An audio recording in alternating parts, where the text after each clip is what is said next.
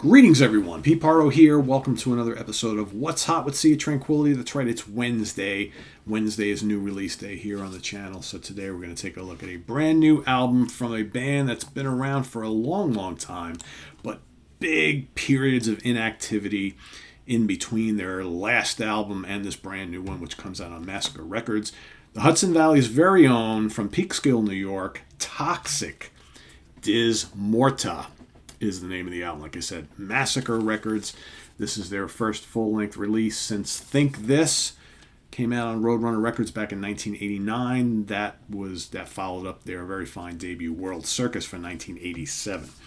So let's take a look at this little digipack thing here. Here's the booklet. Pretty cool album cover. Gotta have some skeletons and things like that, right? Lyrics. Basically about it. No pictures of the band. So, who makes up the lineup of Toxik today in this day and age here? For those of you who are not familiar with Toxik, they kind of came a little bit late to the then very popular thrash scene in the mid-late 80s. But they basically are a thrash band, a very melodic thrash band, but also a highly technical thrash band. So if you're looking for breakneck arrangements, lots of stop-start things happening, blazing guitar solos, razor-sharp complex riff-a-rama, high-pitched vocals, speed metal drumming, you've come to the right place. So the band is comprised of today Josh Christian on guitars, founding member of the band, guitarist extraordinaire. Jim DeMaria on drums, who's been in the band since 2015. So the band has reformed in more recent years, but they haven't been all that busy. They've got released an EP. They played some live dates here and there. Shane Boulos on bass, who joined in 2017. Ron Iglesias on vocals and also some guitar. He joined the band in 2018. And Eric Van Druten on rhythm guitar, who joined in 2019. So, of course, neither of the two vocalists who appeared on the first two albums, Mike Sanders, who was on the first album, and Charlie Sabin on the second album, neither of them are in the band any longer, nor is John Donnelly, the co-lead guitar player of the band, nor Tad Legier on drums, Lou Calderola on drums, Bill Bodley on bass, Brian Bonini on bass, Lee Irvin on bass, Jason Bittner on drums. Those are all guys who have been in the band prior. So that you get the new lineup there. So how is the album, you might ask? Well, it's taken me a few listens before I finally come to grips with, I think, what this album is trying to deliver. Because, I mean, the problem is you've got two incredible first albums from the band, right? So if we're going back to World Circus and Think This, both are absolutely tremendous, tremendous albums. I was heavily into those back in the day. There's been a long time in between. Obviously, lots of changing members. So the first two listens of Dis Morta, I was kind of like, yeah, this kind of doesn't really come close. And I know it's hard to say that, right? Because there is so many years in between, and we always tend to look at the first couple of albums from a band as kind of they're firing all cylinders, classic lineup, all that kind of stuff. But the more I've listened to this, the more I've you know what? I kind of get what's happening here. I kind of don't think that the formula here is all that far removed from what the band were trying to do early on. Initially, I was like, well, I'm not 100% sold on Ron's vocals. He's, one of those singing, high-pitched, singing into the stratosphere type of guys. On songs like Feeding Frenzy and The Radical, the first couple tracks on the album, kind of, Dis Morta, the title track.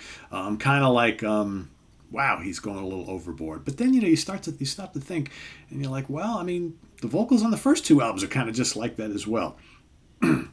So then I'm like, all right, so that started to settle in a little bit more. And then I'm like, all right, let's just dive into the songs. Are these songs? Because one of the things I loved about the first two Toxik albums is as crazy complex and, dizzying some of the arrangements were, those songs were pretty damn memorable. Right, and you like them because they had the catchy melodies, but they, the guitar work was just off the charts, and you just were mesmerized by the solos and the riffs and all that sort of thing. So I started to started to kind of get through these tracks, and I'm like, hey, you know what? Hyper Reality, really, really good. Creating the Abyss, really, really good. I love the last track, Judas. And, a couple of the songs don't do a hell of a lot for me. Devil in the Mirror is okay. Chasing Mercury, I dig. Power's a pretty good song. I don't think overall that this even, after more repeated spins going forward, I don't think this album is ever, for me, going to really match up with those first two albums. But as a thrash album here in 2022, with Josh Christian on board, who is just a tremendous talent, this is pretty good. This is pretty good. It provides for that level of technicality that I think I always appreciate in thrash. I mean, it's one of the reasons why I love Testament so much, because I love, the really technical riffs and the just absolutely breathtaking, melodic, virtuoso shredding guitar solos, from Alex Skolnick. And that's, you get that here. I'm still getting used to the vocals, which, that's some singers who do that high pitched thing.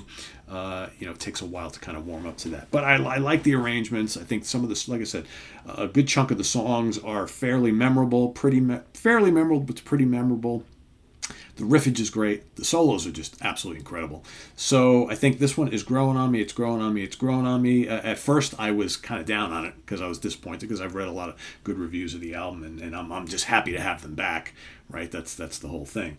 But I think I'm starting to warm up to it a little bit more. So right today, I'm probably going to give this a 3.5 out of 5 stars.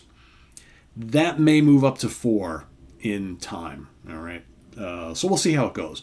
But this is a positive review. I think it's really good. It's just, man, it's a lot to live up to, because if you've never listened to those first two Toxik albums, really good stuff. Really good stuff. So this is not going to equal those, but I think as a follow-up all these years later, damn fine, solid record. So yeah, today I'm going to give Dis Morta a 3.5 out of 5 stars. All right, I dig it. Toxik are back.